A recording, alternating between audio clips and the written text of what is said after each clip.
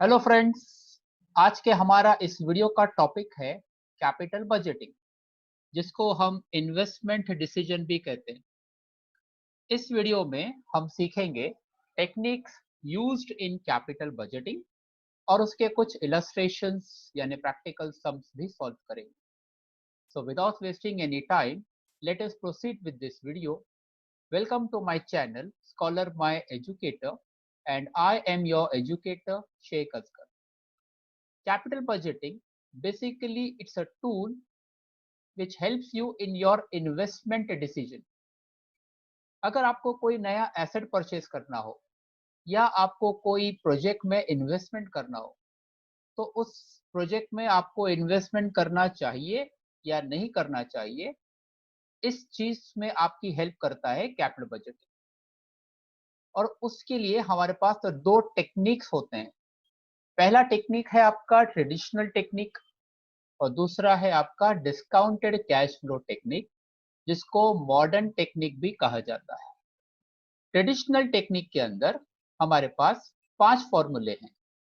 पहला फॉर्मूला है पे बैक पीरियड, दूसरा पे बैक प्रॉफिटेबिलिटी, तीसरा पे बैक प्रॉफिटेबिलिटी इंडेक्स, चौथा एवरेज रेट ऑफ रिटर्न और पांचवा rate of return on original investment. Discounted cash flow technique के अंदर पहला वाला है डिस्काउंटेड पे बैक पीरियड, दूसरा नेट प्रेजेंट वैल्यू, तीसरा प्रॉफिटेबिलिटी इंडेक्स और चौथा internal rate of return. Capital budgeting में इन्वेस्टमेंट डिसीजन जो है वो मोस्टली डिपेंड करता है आपका टोटल कैश आउटफ्लो और टोटल कैश इनफ्लो, है ना। किसी भी बिजनेस में या किसी भी प्रोजेक्ट में अगर आप पैसे लगाते हो, तो उसमें पैसे लगाना या नहीं लगाना, इसका सबसे बड़ा डिसाइडिंग फैक्टर है कि उसमें कितना कैश आउटफ्लो हो रहा है आपका और कितना आपका कैश इनफ्लो हो रहा है।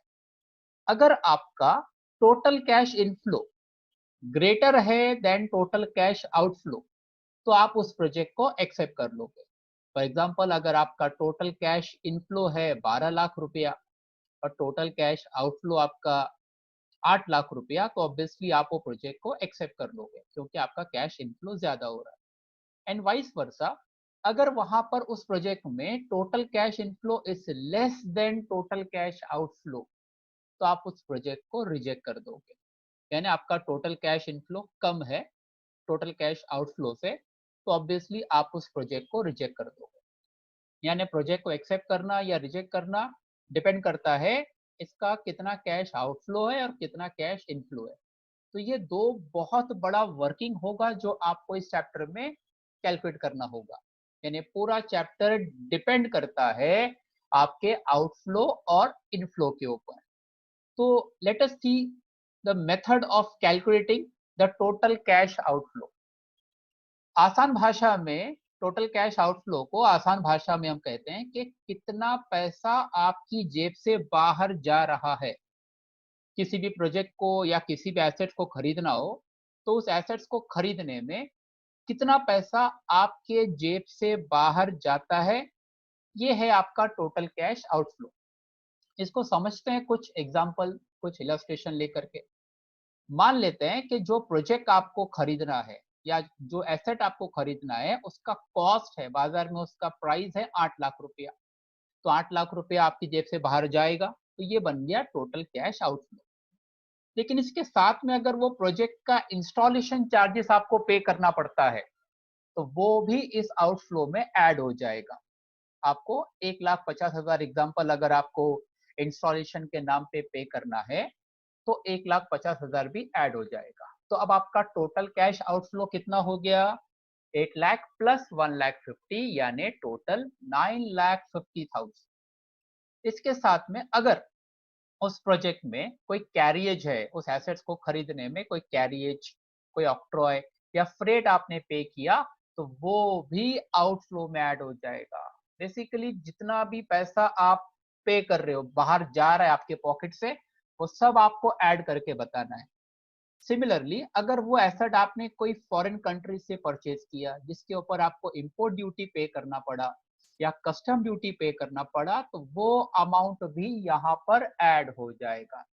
फिलहाल अभी कॉस्ट प्राइस है 8 lakh, installation charges 1,50,000, carriage octroi में 2,50,000 और इंपोर्ट ड्यूटी में आपने पे किया 1 लाख रुपया। टोटल अब तक 13 लाख रुपया आपके जेब से चला गया, तो टोटल कैश आउटफ्लो बन गया 13 लाख रुपीज।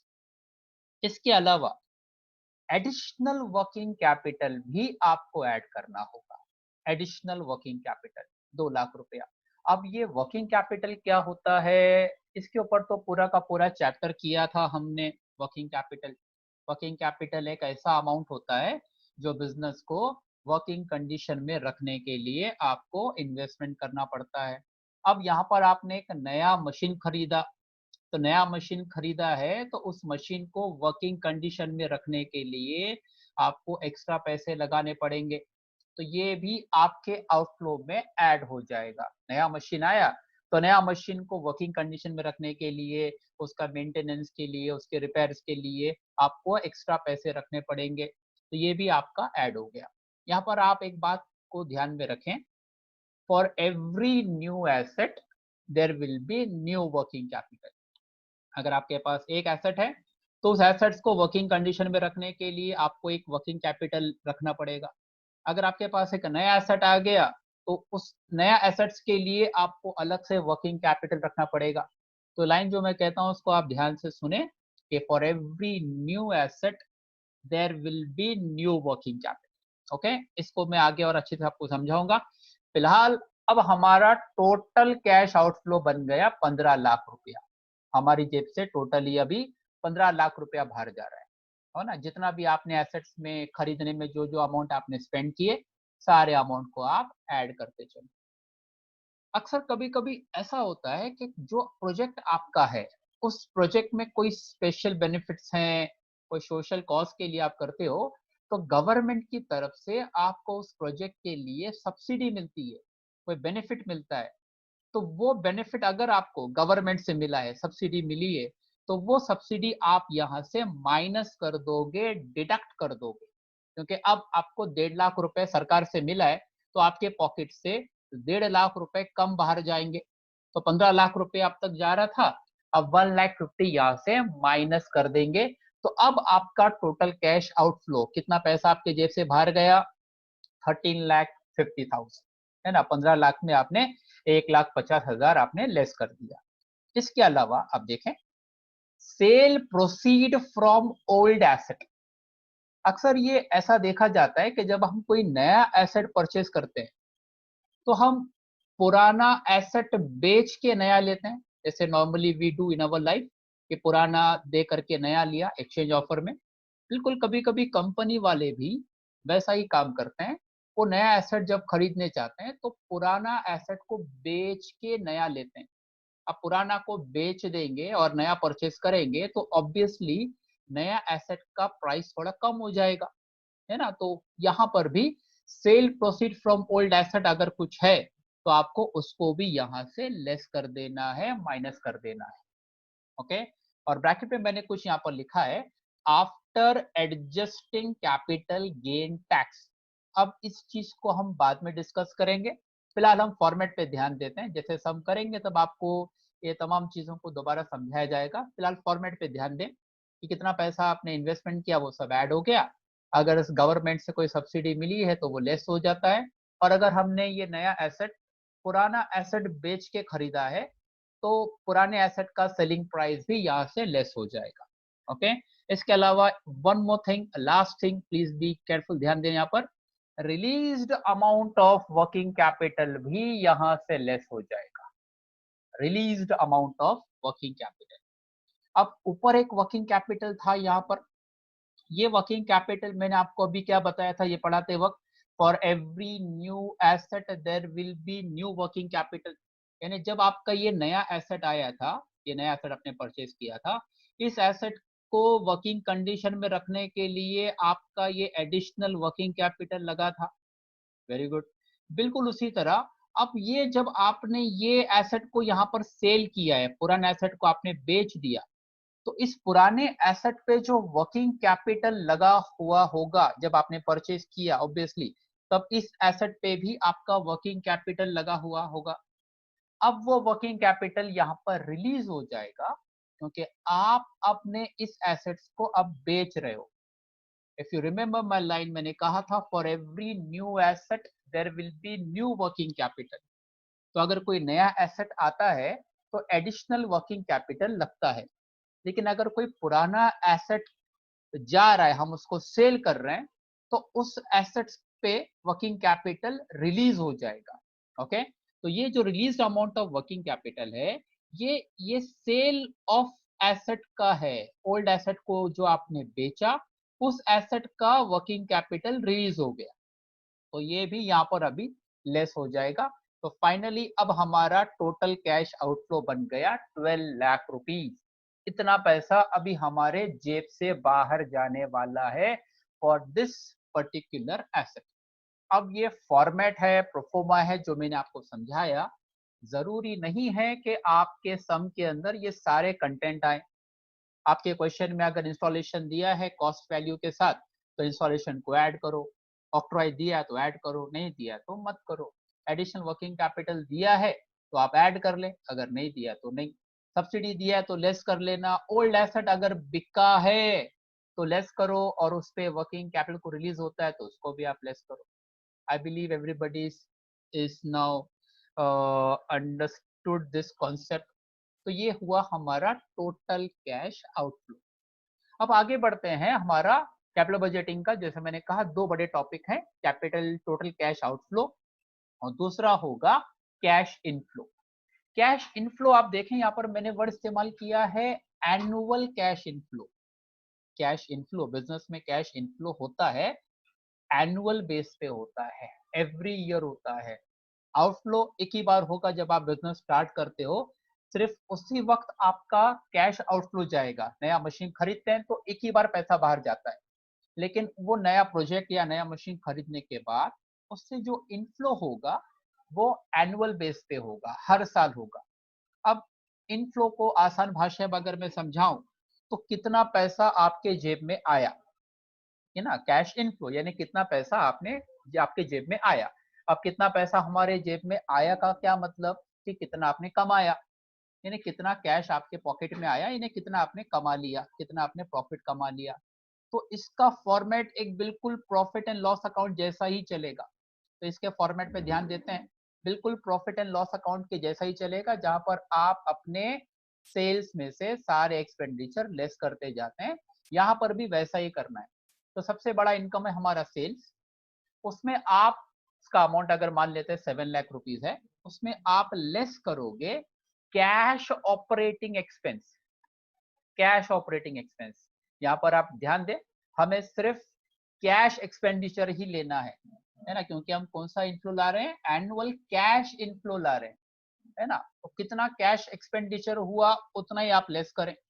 तो सेल्स आपका था 7 लाख रुपया, इसमें कैश ऑपरेटिंग एक्सपेंस 2 लाख रुपया। अब कैश ऑपरेटिंग एक्सपेंस में क्या क्या आएगा आपका, मटेरियल आपने पे किया, आपने वेजेस के लिए पे किया, आपने रेंट पे किया, आपने सैलरी पे किया, हर वो एक्सपेंडिचर जो कैश में हुआ, जो आपने पे किया, वो सब यहाँ से आप लेस कर दो। तो आपको मिलेगा net profit before depreciation and tax. क्या मिला, net profit before depreciation and tax. अब ये लाइन के बाद आपका कैश इनफ्लो का फॉर्मेट यहीं से आपको समझ में आ जाएगा कि ये net profit before depreciation and tax है। तो अगला स्टेप लेस हो जाएगा डेप्रिसिएशन। डेप्रिसिएशन यहाँ पर एग्जांपल मैंने दिया 50,000 रुपया। अब डेप्रिसिएशन आपके क्वेश्चन में आपको दिया हुआ नहीं होगा, it will not be given in your question paper. Depreciation को कैलकुलेट करने का इंस्ट्रक्शन दिया गया होगा, या तो वो आपको परसेंटेज देंगे, डेप्रिसिएशन 10% होगा ऑन एसेट, या तो वो आपको कोई मेथड बता देंगे, स्ट्रेट लाइन मेथड से आप निकालो या रिड्यूसिंग बैलेंस मेथड से आप निकालो। इसका वर्किंग आपको जरूर करना पड़ेगा। फिलहाल हम इलस्ट्रेशन करते हैं, तो मान लेते हैं कि इस इलस्ट्रेशन में हमारा डेप्रिसिएशन ईयरली बेस पे 50,000। तो net profit before depreciation tax मिला हमें 5 लाख रुपया। इसमें अगर हमने डेप्रिसिएशन लेस किया तो आपको मिलेगा नेट प्रॉफिट बिफोर टैक्स। कितना मिलेगा? 4,50,000। ये नेट प्रॉफिट बिफोर टैक्स हो गया। इसमें हम लेस करेंगे टैक्सेशन। अगेन टैक्स का परसेंटेज आपके क्वेश्चन पेपर में दिया गया होगा। मान लेते हैं कि हमारा इस इलस्ट्रेशन में टैक्स का अमाउंट आया 1,00,000 रुपया। ओके, तो अब आपको जो अमाउंट मिलेगा that will be called as net profit after tax, और उसका अमाउंट मिलेगा 3,50,000। यहाँ तक सबको क्लियर है? यहाँ पर जितना आपने कमा लिया है ना, टैक्स पे करने के बाद 3.5 लाख रुपया आपकी कमाई हो गई, तो इतना आपका इनफ्लो हो गया। इसमें आप एक काफी यूनिक चीज हम करेंगे, इसके बाद आप ऐड कर लोगे डेप्रिसिएशन। डेप्रिसिएशन आप ऐड कर लोगे। कितना ऐड कर लोगे? उतना जितना के आपने यहाँ पर लेस किया था डेप्रिसिएशन में 50,000 रुपीज, ऊपर जितना आपने डेप्रिसिएशन में लेस किया था 50,000 रुपीज, बिल्कुल उतना ही आप यहाँ पर ऐड कर लोगे, और अब आपको मिलेगा annual cash inflow that will B 4 lakh. अब बहुत लोगों के मन में ये डाउट आया होगा कि सर ये डेप्रिसिएशन को जब नीचे ऐड ही करना था तो ऊपर हमने यहाँ पर लेस क्यों किया? इसका सिंपल रीजन ये है कि कंपनी टैक्स बचाना चाहती है। टैक्स सेविंग पर्पस के लिए डेप्रिसिएशन को यहाँ पर लिखा गया था। एक्चुअली डेप्रिसिएशन को लिखना ही नहीं चाहिए था, क्योंकि depreciation is a non cash expenditure. अभी मैंने आपको बताया कि एनुअल कैश इनफ्लो के फॉर्मेट में आपको सिर्फ वही एक्सपेंडिचर लेस करने हैं जो कैश में होते हों। अगर कोई एक्सपेंडिचर कैश में नहीं हो रहा है, बराबर, अगर वो नॉन कैश एक्सपेंडिचर है तो उसको यहाँ पर नहीं लेना है। लेकिन फिर भी हमने डेप्रिसिएशन को यहाँ पर लिया, 50,000 को लेस किया, जो कि गलत था, नहीं करना चाहिए था, तो हमने गलती को सुधार दिया, दोबारा यहाँ पर डेप्रिसिएशन को ऐड भी कर लिया। गलती से लेस कर दिया था, दोबारा ऐड कर लिया, ये तो ठीक हो गया सर। लेकिन गलती किया क्यों? गलती करने का रीजन क्या था? टैक्स बचाना था, टैक्स बचाना था। टैक्स बचाने का कॉन्सेप्ट यहाँ पर क्या हुआ कि डेप्रिसिएशन को अगर हम लिखते हैं तो आपका ये नेट प्रॉफिट बिफोर टैक्स कम हो जाता है। देखें आप, अगर डेप्रिसिएशन को लिखने से आपका प्रॉफिट कम हो गया, एक एक्सपेंडिचर अगर आप लिखते हो तो आपका प्रॉफिट कम हो जाता है। एक्सपेंडिचर एक्स्ट्रा बढ़ाने से प्रॉफिट कम हो गया, और प्रॉफिट कम हो गया तो टैक्स भी कम पे करना पड़ता है।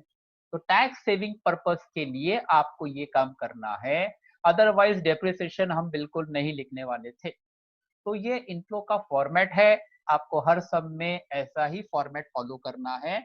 सेल में लेस करना है जो भी आपके कैश ऑपरेटिंग एक्सपेंस है वो, तो आपको मिलेगा net profit before depreciation tax. Less करो डेप्रिसिएशन, मिलेगा नेट प्रॉफिट बिफोर टैक्स।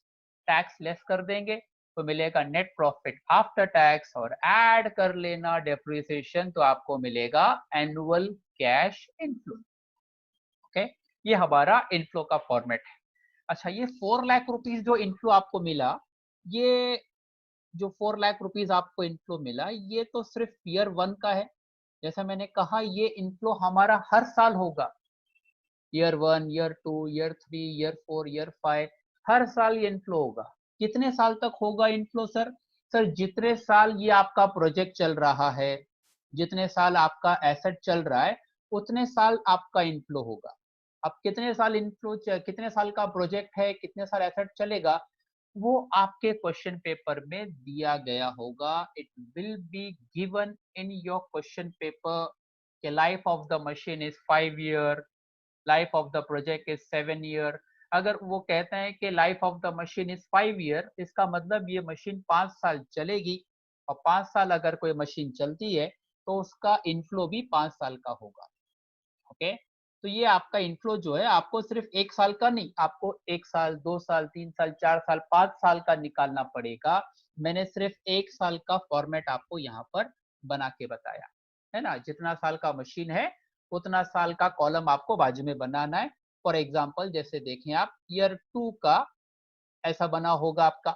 अगर ईयर 2 का सेल्स है 4,50,000, उसका कैश ऑपरेटिंग लेस करो, profit before tax and depreciation मिलेगा, सो ऑन। ये पूरा फॉर्मेट फॉलो करोगे और आप यहाँ पर उसके इनफ्लो पे पहुंचोगे। इसी तरह आप थर्ड ईयर का भी करोगे, उसी तरह आप फोर्थ ईयर का भी इनफ्लो निकालोगे, इसी तरह आप फिफ्थ ईयर का भी इनफ्लो निकालोगे। ओके, तो ये इनफ्लो आपको हर साल का निकालना पड़ेगा। अब यहाँ पर आप ध्यान दें, दो बातें हो सकती है।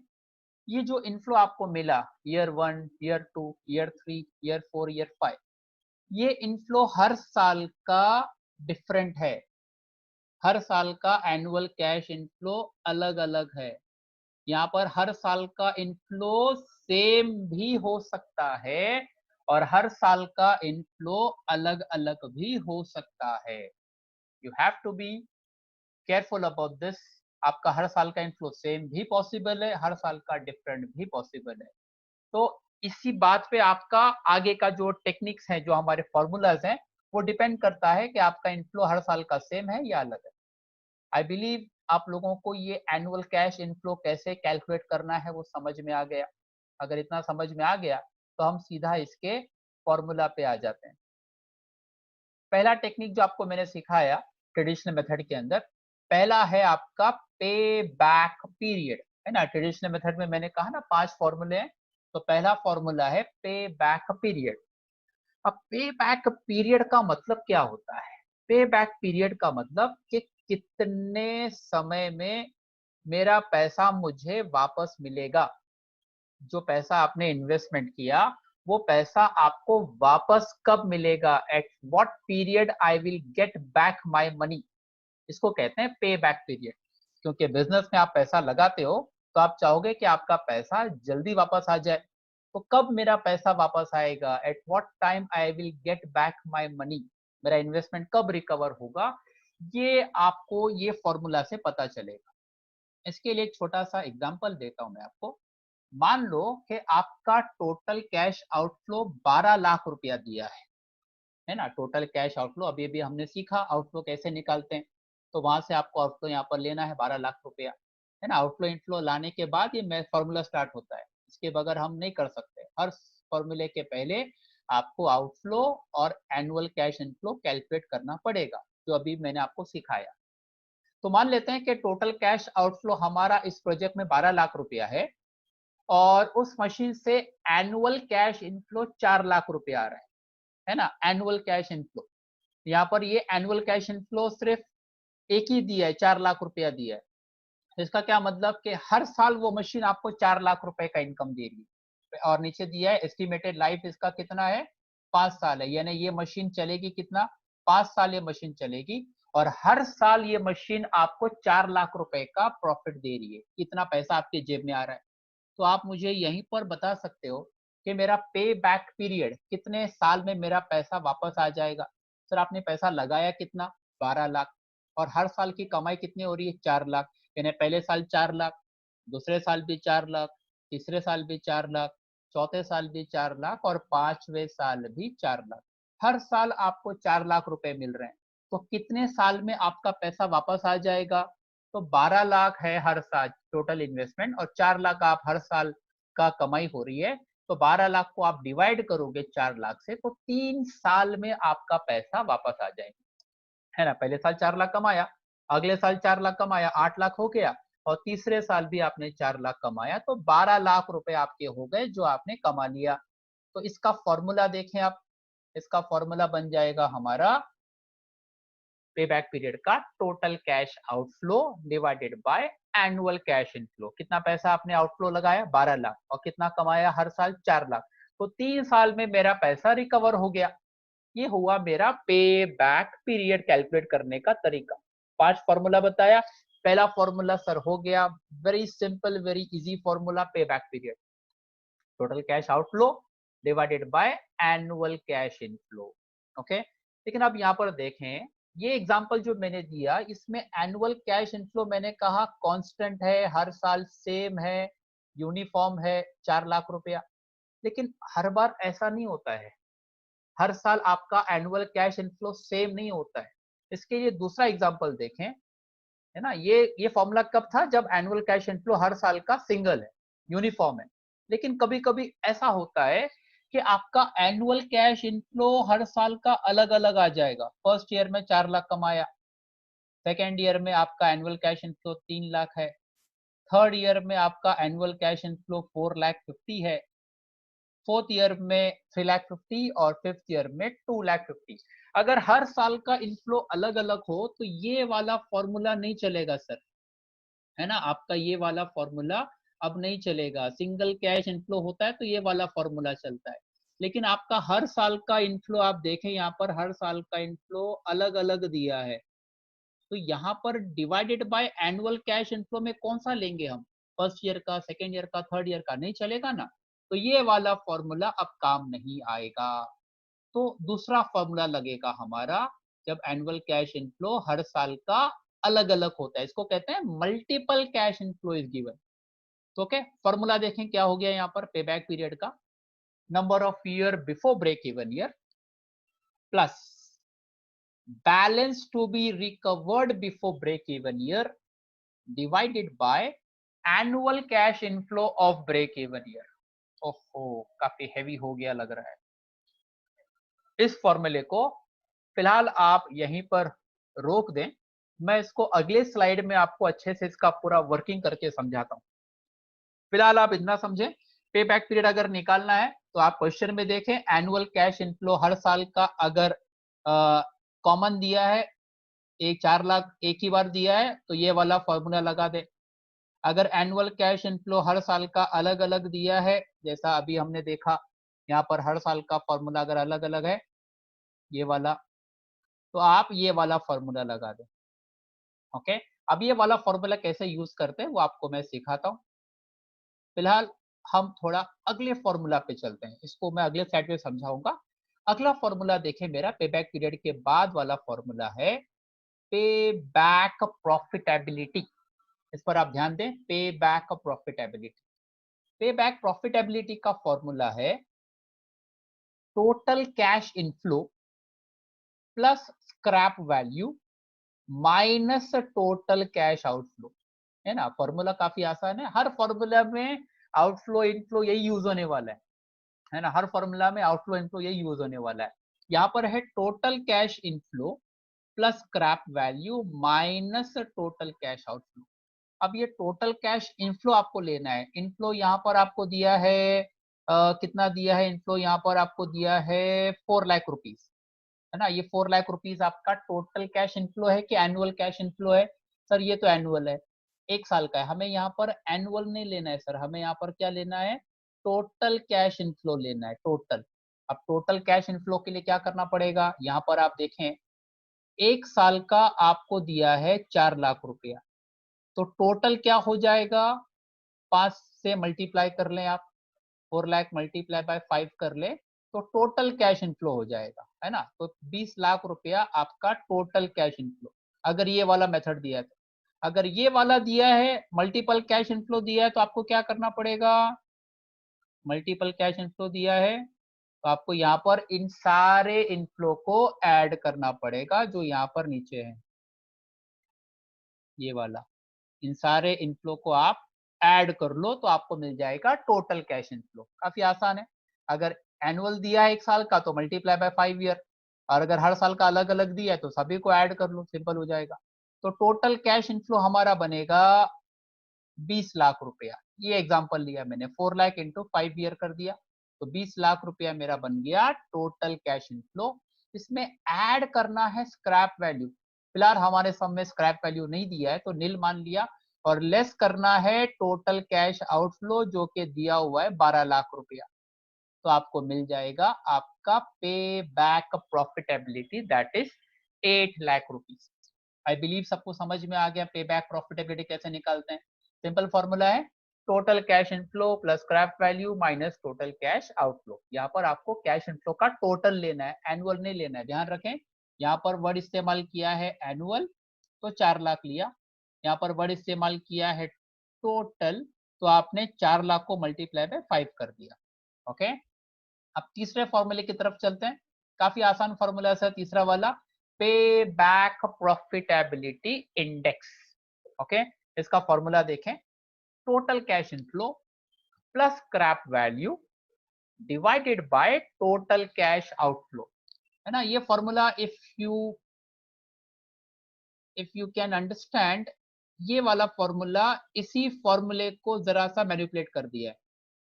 ये फॉर्मूले को यहाँ पर जो आउटफ्लो आपने माइनस कर दिया ना, उसको यहाँ पर इन्होंने क्या कर दिया है, डिवाइड कर दिया है। तो सेम अमाउंट आपको कॉपी कर लेना है। टोटल कैश आउटफ्लो आपका, टोटल कैश इनफ्लो आपका कितना है, 20 लाख, यहाँ से कॉपी कर लिया, प्लस स्क्रैप वैल्यू नील, और यहाँ पर आउटफ्लो जो आपने माइनस किया था, अब आप उसको डिवाइड कर दें, 12 लाख से डिवाइड कर दें, तो आपका पे बैक का प्रॉफिटेबिलिटी मिल गया 1.67:1। इसको प्योर फॉर्म में एक्सप्रेस करना है ना।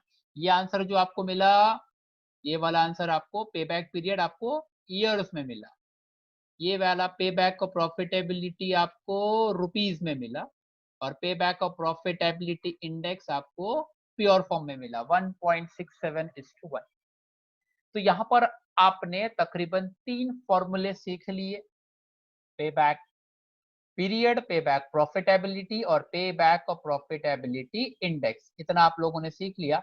इसमें बस अब एक चीज बाकी रह गया था, ये वाला जो आपका पे बैक पीरियड में मल्टीपल कैश इनफ्लो वाला जो फॉर्मूला है, इसको अभी सिखाना बाकी है, जो मैं अभी आपको अगले स्लाइड में सिखाने वाला हूँ, है ना। यहाँ पर ध्यान रखें, यहाँ पर हर साल का इनफ्लो अलग अलग आने वाला है।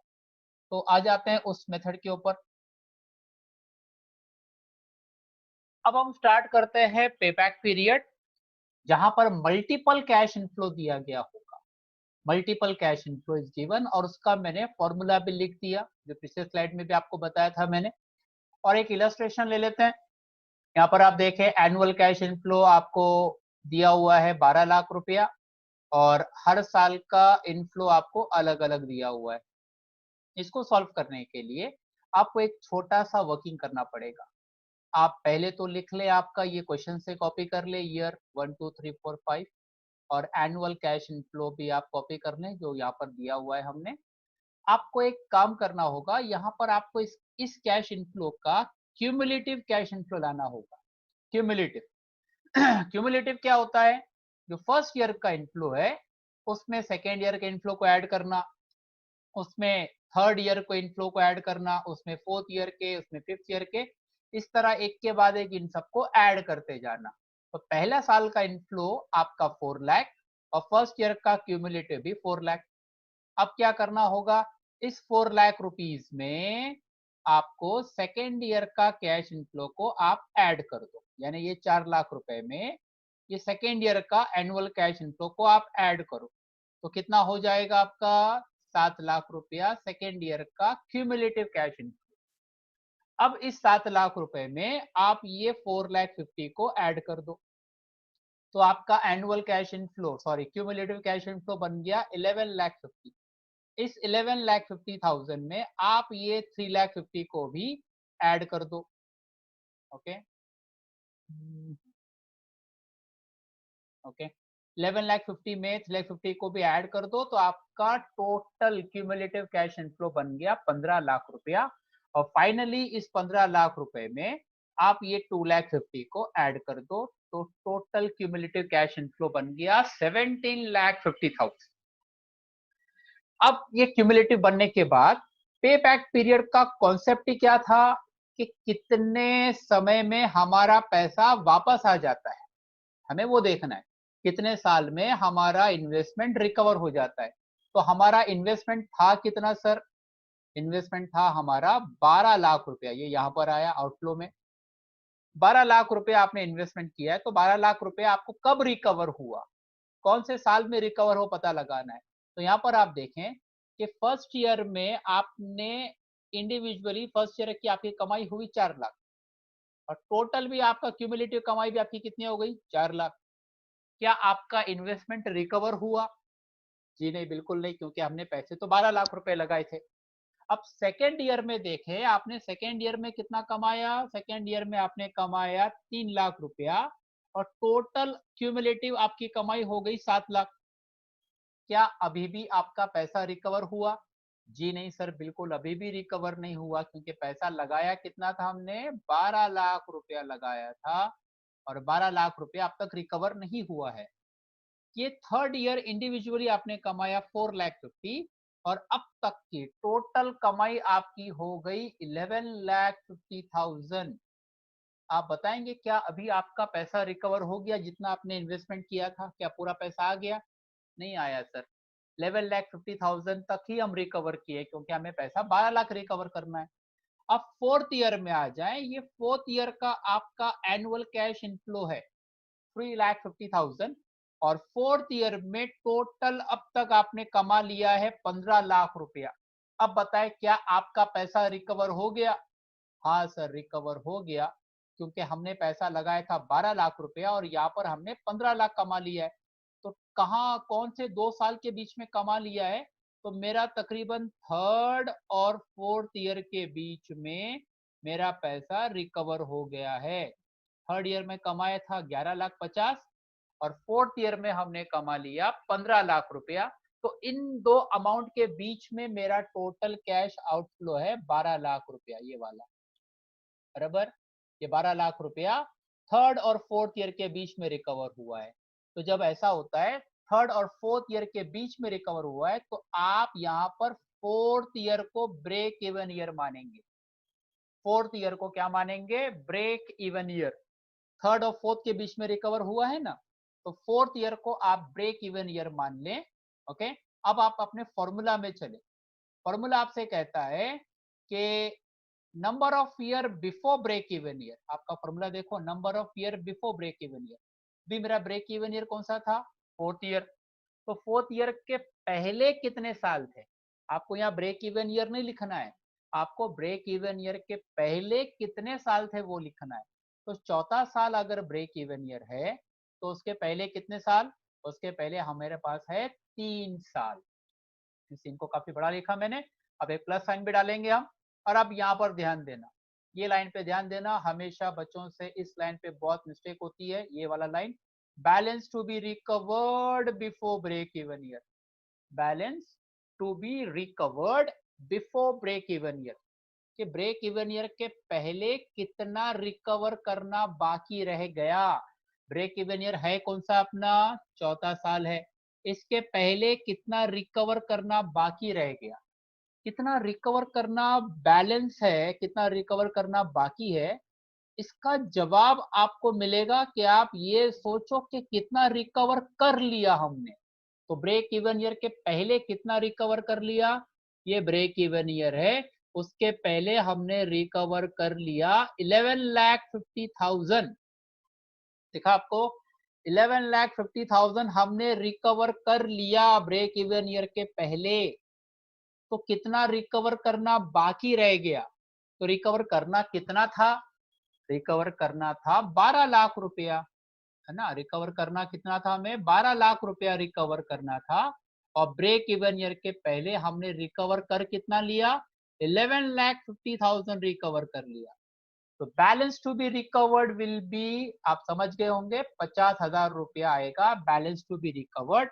ये कैसे आया? ब्रैकेट में आप चाहो तो लिख के दिखा सकते हो कि हमें रिकवर करना था सर 12 लाख रुपया, ये 12 लाख रुपया आपका आउटफ्लो था, और ब्रेक इवन ईयर के पहले हमने रिकवर कर लिया 11,50,000, तो बस 50,000 रुपया हमारा रिकवर करना बाकी है। ओके, अब इस लाइन पे ध्यान दें, annual cash inflow of break even year divide करना है ना आपको यहाँ पर। Annual cash inflow of break even year काफी आसान है सर, ये एनुअल कैश इनफ्लो का कॉलम है, इसमें कौन सा लेना है? Break even year. ये हमारा fourth year break even year है, इसका एनुअल कैश इनफ्लो लेना है, ये वाला आ गया 3.5 लाख रुपया, जो मैंने यहाँ पर लिख दिया। I hope everybody understood this concept, है ना। ये divide by annual cash inflow break even year काफी इजी है। एनुअल कैश इनफ्लो के कॉलम में जाओ और ब्रेक इवन ईयर का एनुअल कैश यहाँ पर लिख दो। सिर्फ ये जो न्यूमरेटर है यहाँ पर 50,000, इस पर थोड़ा सा गड़बड़ होता है, हमेशा बच्चों से यहीं पर मिस्टेक होती है। आई hope everybody understood this concept. तो आप बस इसको सिंप्लीफाई करना है, 50,000 डिवाइड बाय 3,50,000 आप करोगे तो आपका आंसर आ जाएगा 0.14, और फाइनली 3 को इसमें ऐड कर लोगे तो आपका पे बैक पीरियड इज 3.14 ईयर। ये आ गया पे बैक पीरियड अगर मल्टीपल कैश इनफ्लो दे दिया गया। आई होप आपको समझ में आ गया होगा। अगर फिर भी आपके समझ में नहीं आया, कुछ कॉन्सेप्ट क्लियर नहीं हुए, तो मैं सेम टॉपिक के ऊपर एक और क्वेश्चन आपको करवा देता हूँ, एक और इलस्ट्रेशन आप देख लें, पे बैक पीरियड जहां मल्टीपल कैश इनफ्लो होता है। यहाँ देखें, सेकेंड इलस्ट्रेशन रखा हमने। अब यहाँ पर मैंने कुछ अमाउंट चेंज कर दिया है। टोटल कैश आउटफ्लो मैंने डाला है यहाँ पर 17 लाख, इसका लाइफ 5 ईयर, और हर साल का इनफ्लो अलग अलग अलग अलग है। तो पहले इसका फॉर्मूला डाल लेते हैं हम लोग। फॉर्मूला याद होना चाहिए आपको, और जैसा आपको लास्ट सब में सिखाया कि पहला काम आप क्या करो, ये क्वेश्चन को कॉपी कर लेते हैं, ईयर 1 2 3 4 5 एनुअल कैश इनफ्लो डाल दिया जो यहाँ दिया था, इसका क्यूमुलेटिव कर ले पहले आप, क्यूमुलेटिव। और क्यूमुलेटिव में जो फर्स्ट ईयर का है वही रहेगा सेम 3,50,000। अब सेकेंड ईयर का क्या करना पड़ेगा, सेकेंड ईयर के लिए इस 5 लाख रुपए को इस 3.5 लाख में आप ऐड कर दो, तो सेकेंड ईयर का आपको इन्फ्लो मिल जाएगा क्यूमुलेटिव 8.5 लाख।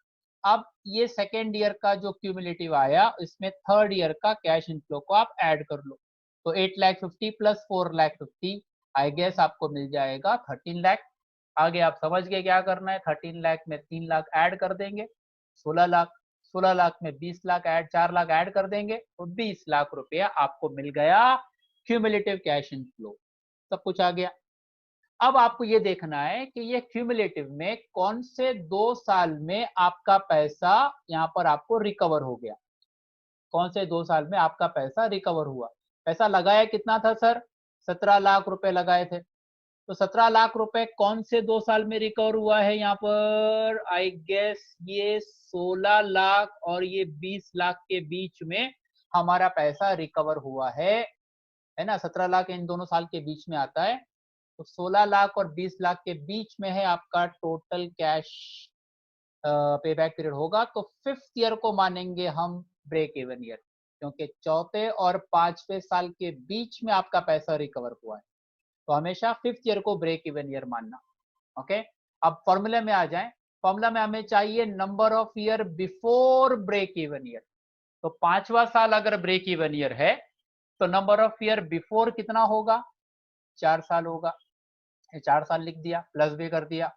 अब इसके बाद आपको जैसा बताया गया, balance to be recovered before break even year चाहिए, कितना रिकवर करना बाकी है। तो इसके लिए क्या सिखाया, ब्रेक इवन ईयर के पहले कितना रिकवर कर लिया। ब्रेक इवन ईयर मेरा ये 5th ईयर है, इसके पहले कितना रिकवर कर लिया हमने, टोटल 16 लाख रिकवर कर लिया। रिकवर करना कितना था, 17 लाख रिकवर करना था, और 16 लाख रिकवर कर चुके हैं। तो बैलेंस टू बी रिकवर्ड कितना होगा, ऑब्वियसली 1 लाख रुपया होगा बैलेंस टू बी रिकवर्ड। कैसे लाया वो, 17 लाख रिकवर करना था सर, टोटल कैश आउटफ्लो मेरा 17 लाख था, और मैंने रिकवर कर कितना लिया ब्रेक इवन ईयर के पहले, 16 लाख रिकवर कर लिया, तो बैलेंस कितना रह गया, 1 लाख रुपया। ओके, और अब ये वाला देखें, divided by annual cash inflow of break even year, break even year का annual cash inflow, annual cash inflow of break even year, ये मेरा ब्रेक इवन ईयर है, और इसका एनुअल कैश इनफ्लो ये रहा 4 लाख रुपए। ओके, तो यहाँ पर आपका 4 लाख रुपए ये आंसर आ गया। अभी आप इसको बस सिंप्लीफाई करें, 4 lakh divide by 4 lakh, 1 lakh divide by 4 lakh, तो आपको मिलेगा 0.25, और 4 में आपने ऐड कर दिया तो पे बैक पीरियड बन गया 4.25 ईयर्स। इतने समय में आपका पैसा आपको वापस मिल जाएगा। तो दैट्स इट, ये आपका पे बैक पीरियड भी हमने करवा दिया।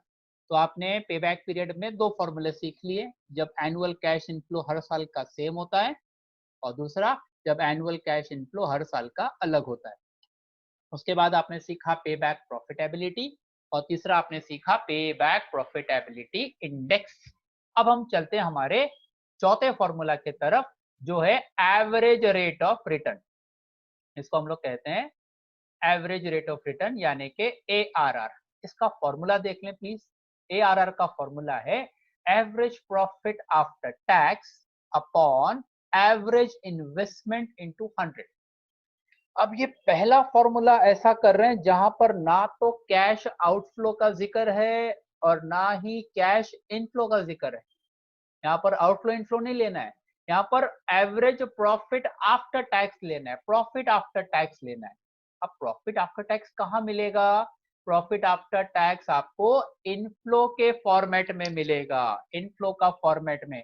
अगर आपको याद हो, इनफ्लो का फॉर्मेट आपको सिखाया गया था कि सेल्स लेते हैं, उसमें लेस करते हैं कैश ऑपरेटिंग एक्सपेंस, तो आपको मिलता है net profit before depreciation tax. उसमें आप लेस करते हो डेप्रिसिएशन, तो आपको मिलता है नेट प्रॉफिट बिफोर टैक्स। उसमें आप लेस करते हो टैक्स, तो आपको मिलता है net profit after tax. Net profit after tax आपको मिलता है। उसके बाद आप ऐड करते हो डेप्रिसिएशन, तो आपको मिलता है एनुअल कैश इनफ्लो। ये पूरा इनफ्लो का फॉर्मेट है। अब आपको ये पूरा इनफ्लो तक नहीं जाना है, आपको यहाँ पर सिर्फ ये जो प्रॉफिट आफ्टर टैक्स है ये ले लेना है। फर्स्ट ईयर का, सेकेंड ईयर का, थर्ड ईयर का, फोर्थ ईयर का, फिफ्थ ईयर का, जितना भी दिया है उन सबका क्या निकालना है, एवरेज निकालना है। I hope you understood this concept. आपको इनफ्लो नहीं लेना है, प्रॉफिट आफ्टर टैक्स जो होगा इनफ्लो के फॉर्मेट में, वहां से आपको इसका एवरेज निकालना है। कैसे निकालेंगे एवरेज सर? बड़ा आसान काम है सर। एवरेज कैसे निकालते हैं, फॉर्मूला देखें। या उसके पहले क्वेश्चन यहाँ पर आ गया हमारे पास। क्वेश्चन में आप देखें, कॉस्ट वैल्यू दिया है 16 लाख, एस्टिमेटेड लाइफ है 5 year, working capital 1,50,000, scrap value 1 lakh, और ये प्रॉफिट आफ्टर टैक्स, ये मैंने अभी भी सिखाया कहाँ से लाते हैं हम लोग, इनफ्लो के फॉर्मेट से मैंने कॉपी कर लिया। Profit after tax first year का इतना है, सेकेंड ईयर का इतना है, थर्ड ईयर का इतना है, हर साल का प्रॉफिट आफ्टर टैक्स आपको अलग अलग दिया है। अब आपको क्या करना है, फॉर्मूला में चलें। फॉर्मूला में पहला आपको लाना है प्रॉफिट आफ्टर टैक्स का एवरेज। प्रॉफिट आफ्टर टैक्स का आपको क्या लाना है, एवरेज लाना है। और एवरेज कैसे लाते हैं सर? सिंपल लॉजिक है, प्रॉफिट आफ्टर टैक्स, एपीएटी, एपैट का full form average profit after tax. इसका एवरेज कैसे लाते हैं? टोटल प्रॉफिट आफ्टर टैक्स, यानी आपको ये प्रॉफिट आफ्टर टैक्स का टोटल करना है, इन सबको ऐड करना है, और divided by number of year. Number of year कितना है सर? 5 साल है यहाँ पर हमारे पास टोटल। तो टोटल प्रॉफिट आफ्टर टैक्स सबको ऐड कर लें आप। ये देखो मैंने ऐड कर लिया सबको, हर साल के प्रॉफिट आफ्टर टैक्स को लिखा, सबको ऐड कर लिया, डिवाइड बाय 5 कर लिया, तो आपको मिल गया एवरेज प्रॉफिट आफ्टर टैक्स। ये मेरा एवरेज प्रॉफिट आफ्टर टैक्स मिल गया, जो मेरे फॉर्मूले का न्यूमरेटर है, ये वाला मिल चुका है। अब मुझे चाहिए एवरेज इन्वेस्टमेंट। इस पर ध्यान देंगे प्लीज सब लोग। एवरेज इन्वेस्टमेंट, एवरेज इन्वेस्टमेंट के लिए आपको एक और फॉर्मूला लगाना पड़ेगा। एवरेज इन्वेस्टमेंट के लिए आपको एक और फॉर्मूला लगाना पड़ेगा।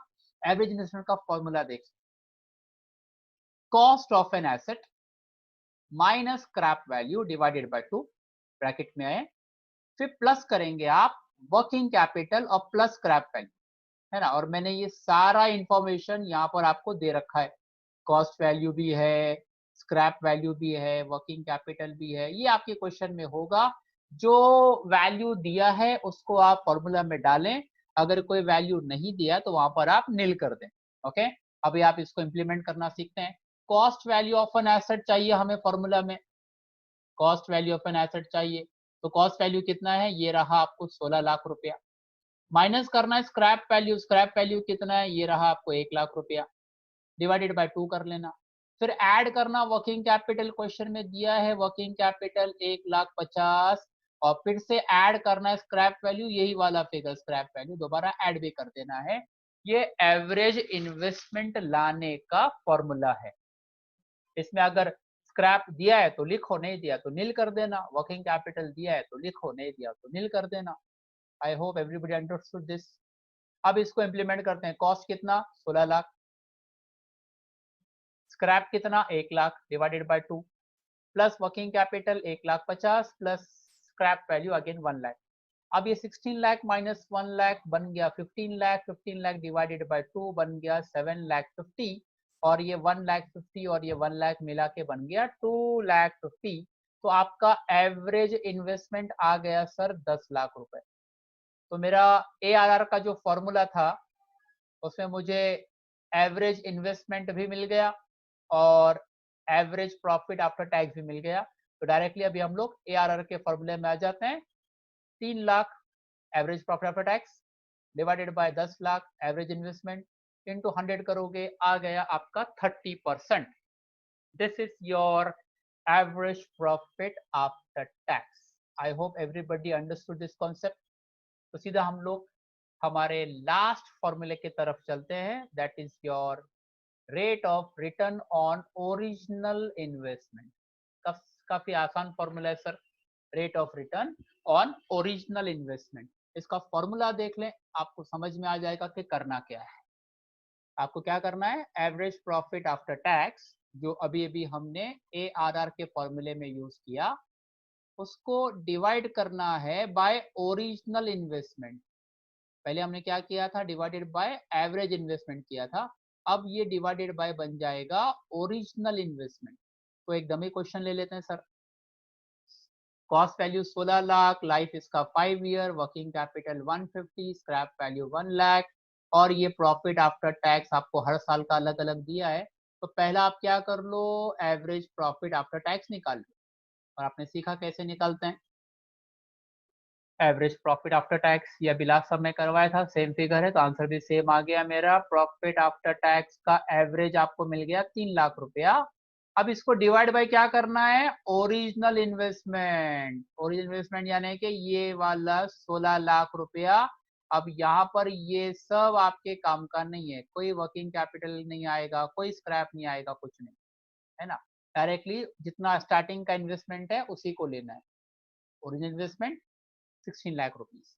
तो सीधा आंसर हमारा बन गया 3 lakh divide by 16 lakh into 100, और ये आ गया 18.75%। This is your return on original investment. I believe everybody understood this concept. तो सर यहाँ पर आपने आपका ट्रेडिशनल मेथड पूरी तरह खत्म कर लिया। 5 फॉर्मूले थे, हमने पूरे 5 सीख लिए। ओके, अब अगला टॉपिक आपका मॉडर्न मेथड यानी डिस्काउंटेड कैश इनफ्लो मेथड है, उसको हम अगले स्लाइड में करते हैं। Okay, let us start with our discounted cash flow method. Discounted cash flow method की खासियत ये है कि यहां पर भी आपको ये सम स्टार्ट करने से पहले टोटल कैश आउटफ्लो और एनुअल कैश इनफ्लो कैलकुलेट करना ही पड़ेगा, जो हमने पहले सीखा। फर्क ये है कि जो एनुअल कैश इनफ्लो आप यहाँ पर पहले कैलकुलेट करोगे, उसको आपको यहाँ पर डिस्काउंट करना पड़ेगा, यानी एक प्रेजेंट वैल्यू उसका कैलकुलेट करना पड़ेगा। जो भी कैश इनफ्लो है, उस कैश इनफ्लो को आपको डिस्काउंटिंग कैश इनफ्लो में कन्वर्ट करना पड़ेगा। तो लेट अस सी, पहला फॉर्मूला हमारा डिस्काउंटेड पे बैक पीरियड। इसका formula number of year before break even year plus balance to be recovered before break even year divided by annual cash inflow of break even year. आप notice करें, मैंने formula बिल्कुल same रखा है जैसे पहले रखा था नॉर्मल ट्रेडिशनल मेथड के अंदर। या फॉर्मूला हमने चेंज नहीं किया। वहां पर आपको मैंने पे बैक पीरियड में 2 फॉर्मूले बताए थे, जब एनुअल कैश इनफ्लो हर साल का सेम होता है, और दूसरा जब एनुअल कैश इनफ्लो हर साल का अलग अलग होता है।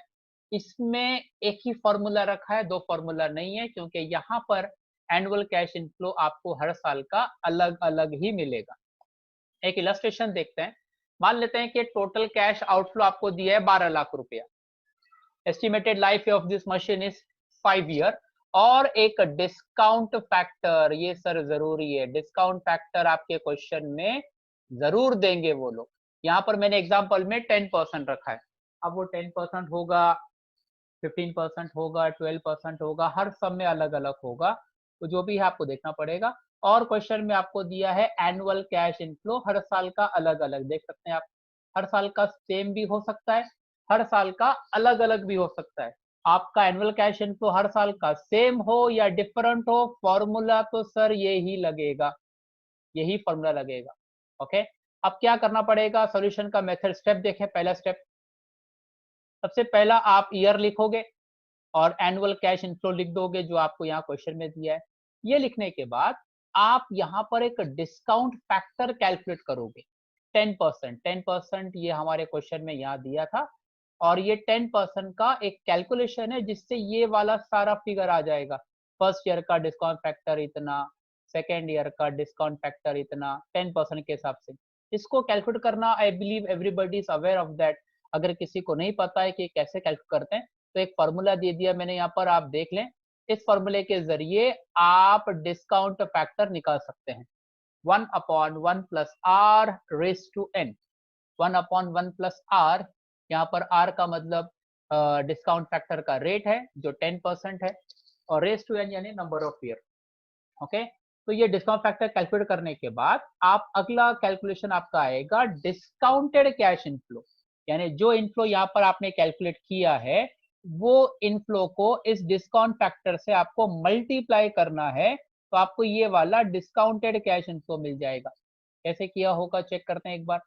तो पहला आपका आंसर आया है 2,72,000। ये कैसे आया होगा? ये फर्स्ट ईयर का जो इनफ्लो आपको दिया है, इस इनफ्लो को मल्टीप्लाई करेंगे फर्स्ट ईयर के डिस्काउंट फैक्टर से, तो ये आंसर आया 2,72,000। सिमिलरली जो सेकेंड ईयर का आपका डिस्काउंट एनुअल कैश इनफ्लो है 5 लाख, इसको सेकेंड ईयर के डिस्काउंट फैक्टर से आप मल्टीप्लाई कर लो, तो आपको यहाँ पर सेकेंड ईयर का डिस्काउंटेड कैश इनफ्लो मिलेगा, एंड सो ऑन, हर साल का डिस्काउंटेड कैश इनफ्लो आपको मिल गया। अब एक बार आपको ये सारे डिस्काउंटेड कैश इनफ्लो मिल गए, उसके बाद आप अपने क्वेश्चन से, आप अपने सोल्यूशन से इन सारे फिगर को डिस्कार्ड कर दें, इग्नोर कर दें, भूल जाओ कि ये क्वेश्चन में एग्जिस्ट करता है, भूल जाओ। अभी जो भी कैलकुलेशन है इसी पे लेना है। अब ये आपका कैश इनफ्लो है इस सम के लिए, है ना। Modern method discounted cash flow method में डिस्काउंट करने के बाद जो कैश फ्लो आया केवल उसी को कंसीडर करना है, डिस्काउंट करने से पहले का जो कैश फ्लो था इसको इग्नोर कर दिया। ओके, थोड़ा ज्यादा ही मैंने इसमें कैंसिलेशन कर दिया, let us erase this all. Okay, तो फिलहाल आपको मैंने बताया कि ये वाला कैलकुलेशन अभी कंसीडर नहीं करना है। ओके, अब ये कैश इनफ्लो आपको मिला, हर साल का देखो अलग अलग आया है। अब पे बैक पीरियड करने के लिए क्या सिखाया गया कि आप एक क्यूमुलेटिव कैश इनफ्लो निकालें।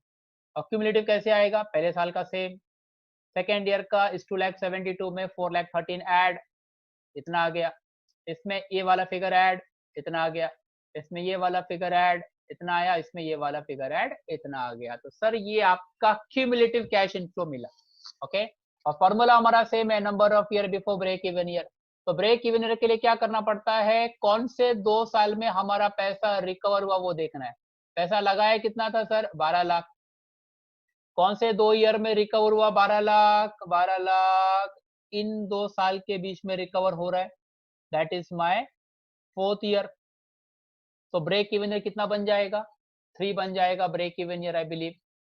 Okay, number of year before break even year हमारा आ जाएगा 3, क्योंकि चौथा साल मेरा ब्रेक इवन ईयर है। Number of year before break even year 3। अब balance to be recovered before break even year, तो ब्रेक इवन ईयर के पहले कितना रिकवर कर लिया वो देख लो। ब्रेक इवन ईयर के पहले कितना रिकवर कर लिया? इतना रिकवर कर लिया। तो balance to be recover, recover करना कितना था? 12 लाख रिकवर करना था, और 10,23,650 रुपए आपने रिकवर कर लिए, तो बैलेंस टू बी रिकवर्ड आ जाएगा 1,76,350। ओके, चेक भी कर सकते हैं, 12 लाख में माइनस किया 10,23,650 और डिवाइडेड बाय, फॉर्मूला देखें, divided by annual cash inflow of break even year. Break even year कौन सा मेरा है? चौथा साल है। चौथा साल का एनुअल कैश इनफ्लो देखने में तो ये लगता होगा इसको नहीं लेना है, ये लेना है इधर डिस्काउंटेड कैश इनफ्लो, मैंने इन सबको क्रॉस मार्क कर दिया था ना। अब ये एनुअल कैश इनफ्लो नहीं है, डिस्काउंटेड कैश इनफ्लो जो है ब्रेक इवन ईयर का, उसी को लेना है, 2,73,200 रुपीज को आपने यहाँ पर लिया। अब इसको आप सिंप्लीफाई करोगे तो पे बैक पीरियड आपको, या डिस्काउंटेड पे बैक पीरियड आपको मिलेगा 3.65 ईयर्स। ओके, आई बिलीव आप सबको समझ में आ गया ये वाला डिस्काउंटेड पे बैक पीरियड कैसे निकालते हैं। ओके, अगला वाला फॉर्मूला है मॉडर्न मेथड के अंदर नेट प्रेजेंट वैल्यू। काफी इंपॉर्टेंट फॉर्मूला है नेट प्रेजेंट वैल्यू, और बड़ा सिंपल फॉर्मूला है sir. Present value of total cash inflow minus present value of total cash outflow. यहाँ पर सब प्रेजेंट वैल्यू चलेगा, प्रेजेंट वैल्यू यानी डिस्काउंटेड वैल्यू, कैश इनफ्लो का डिस्काउंटेड प्रेजेंट वैल्यू का total cash inflow minus present value of total cash outflow. तो एक question देखें आप, टोटल कैश आउटफ्लो 12 लाख दिया होगा, estimated life 5 year, discount factor मैंने सेम रखा 10%, और हर साल का इनफ्लो आपको दिया है 100 इनफ्लो। तो आपको कैश इनफ्लो दिया है, यहाँ पर आप देखें आपको ये कैश इनफ्लो दिया है, हमें इसको डिस्काउंटेड इनफ्लो चाहिए, और आउटफ्लो दिया है, हमें इसको डिस्काउंटेड आउटफ्लो चाहिए, यानी प्रेजेंट वैल्यू। डिस्काउंटेड बोलो या प्रेजेंटेड बोलो, प्रेजेंट वैल्यू बोलो, एक ही बात है। तो ये इनफ्लो जो दिया है इसका डिस्काउंटेड इनफ्लो चाहिए। तो डिस्काउंटेड इनफ्लो कैसे लाएंगे, आप देखें ईयर है, एनुअल कैश इनफ्लो है, डिस्काउंट फैक्टर 10% है, और डिस्काउंटेड कैश इनफ्लो यहाँ पर आया, और इन सबको ऐड कर लिया तो टोटल आ गया। इसको बोलते हैं present value of total cash inflow. यहाँ पर इनफ्लो दिया है ना, ये आपका, ये सारे आपके डिस्काउंटेड कैश इनफ्लो है, इन सबको ऐड कर लोगे तो आपको ये total of present value of cash inflow मिल गया। ओके, और इसके बाद आपको यहाँ पर एनपीवी लाने के लिए आउटफ्लो चाहिए। आउटफ्लो का पीवी तो आपको दिया 12 लाख रुपया, तो फॉर्मूला काफी सिंपल है, 15,14,200 माइनस 12 लाख, तो एनपीवी पॉजिटिव आया 3,14,200। ये पे बैक पीरियड अगर आपने निकाला हुआ है तो वहीं से कॉपी कर सकते हैं, आपको दोबारा करने की जरूरत नहीं पड़ती है। ओके, तो डिस्काउंटेड पे बैक पीरियड के अंदर भी आपने ये डिस्काउंटेड कैश इनफ्लो निकाला, आप इन सबको ऐड कर लोगे तो present value of total cash inflow आपको इधर ही मिल जाएगा। आप चाहो तो यहाँ पर लिख भी सकते हो, ये जो अमाउंट आया है इसी के बाजू लिख सकते हो, present value of total cash inflow, है ना। कैश इनफ्लो का टोटल है, कौन सा कैश इनफ्लो का, प्रेजेंट वैल्यू का, डिस्काउंटेड कैश इनफ्लो का टोटल है, नॉर्मल कैश इनफ्लो का टोटल नहीं। ओके, ये आपको एनपीवी मिल गया। एनपीवी निकालने का तरीका आपने सीख लिया। अब इसी सम में एक और फॉर्मूला आपको सिखा देता हूं, इसको हम लोग कहते हैं प्रॉफिटेबिलिटी इंडेक्स।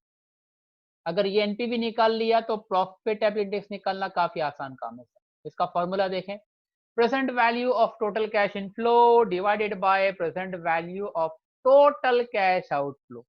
जो आपका present value of total cash inflow है, यहाँ पर कितना, 15,14,200 डिवाइड करना है, ऊपर माइनस किया था ना आपने, सेम फॉर्मूला यहाँ पर डिवाइड कर देना, आंसर आ गया 1.26।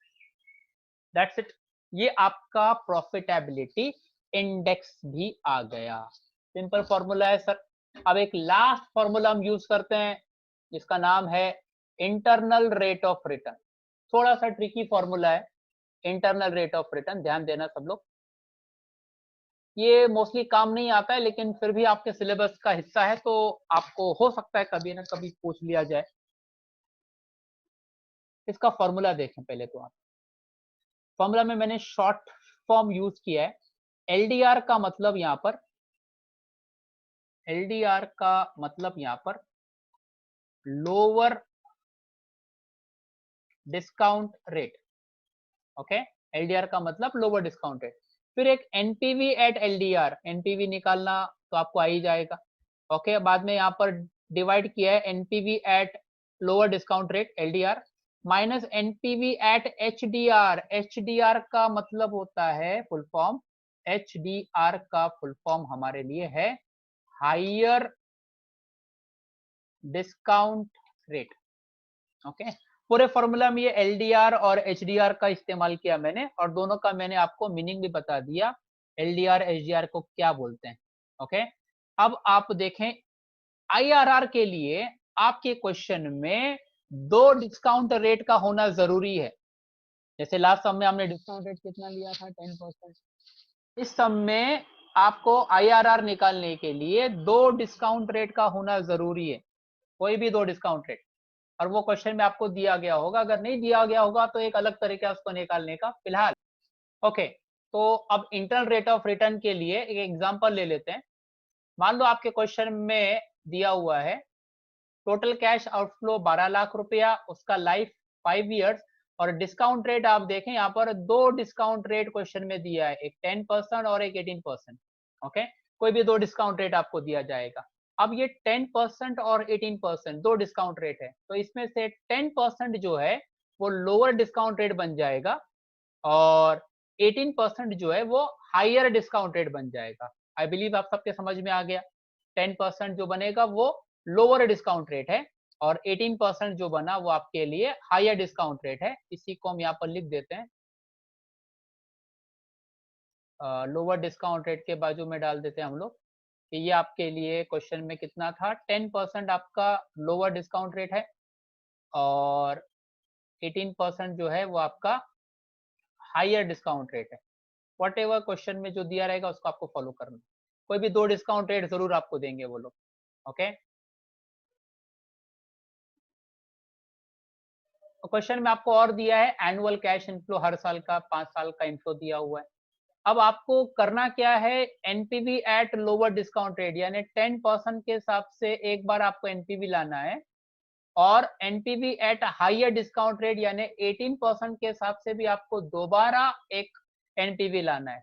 तो पहले हम 10% के हिसाब से एनपीवी लेकर आते हैं। अब ये 10% का तो सर मैंने पहले भी किया हुआ, तो मैं डायरेक्टली वहीं से कॉपी कर लिया पूरा। NPV eight 10%। ओके, एनपीवी कैसे आएगा, PV of total cash inflow इतना था minus PV of total cash outflow 12 lakh, तो एनपीवी आपको मिल गया 3,14,200, जो मैंने लास्ट टॉपिक में भी आपको करवाया था। ओके, अब सेम वर्किंग हम करेंगे फॉर ये आपने एनपीवी जो लाया ये आपका एट 10% डिस्काउंट फैक्टर वाला था। सेम वर्किंग आप दोबारा करोगे फॉर 18% डिस्काउंट फैक्टर। अब 18% डिस्काउंट फैक्टर का वर्किंग भी आप देखें, यहाँ पर कैलकुलेट किया हम लोगों ने, और इसके बाद आप ये वर्किंग करने के बाद इसका एनपीवी लाओगे। एनपीवी लाने का तरीका, PV of total cash inflow minus PV of total cash outflow. ये 18% का डिस्काउंट फैक्टर निकालना आपको आता होगा, सिखाया गया लास्ट सम में। तो दोनों का एनपीवी आपको मिल गया सर, एक 10% वाले का एनपीवी आपको मिल गया और एक 18% वाले का भी एनपीवी आपको मिल गया। अब ध्यान दीजिएगा,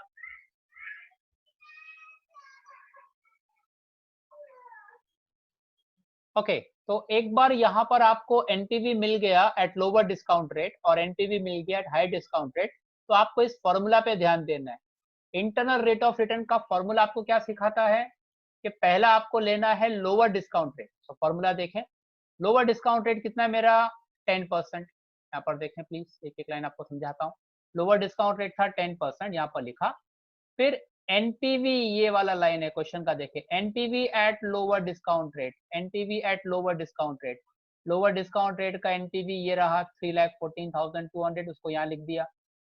ओके, फिर डिवाइड किया है NPV at lower discount rate minus NPV at higher discount rate. तो NPV at lower discount rate 3,14,200 minus करना है NPV at higher discount rate, और हायर डिस्काउंट रेट का एनपीवी ये है 45,500, उसको आपने यहाँ से माइनस कर लिया। ओके, और आगे फॉर्मूला कहता है कि higher discount rate minus lower discount rate. Higher discount rate कितना हमारा 18% और लोअर डिस्काउंट कितना हमारा 10%। ओके, आई बिलीव आप सबको ये वाला लॉजिक समझ में आ गया है ना। फॉर्मूला याद रखना है, NPV at lower discount rate, पहला lower discount rate plus NPV at lower discount rate divided by NPV at LDR minus NPV at HDR, और आगे इनटू करना है एचडीआर माइनस एलडीआर। ओके, अब बाकी इनपुट करने के बाद आप अगला स्टेप देखें। अब ये 10% को ऐसे रखना है, ये 3,14,200 को भी वैसे ही रखना है। पहले आप ये डिनोमिनेटर को सिंप्लीफाई कर लें, तो ये आंसर बन जाएगा आपका, चेक कर सकते हैं आप। और ये 18% माइनस 10% तो बन गया 8%। ओके, अभी आ जाने के बाद अब इनको सिंप्लीफाई कर लेते हैं हम लोग।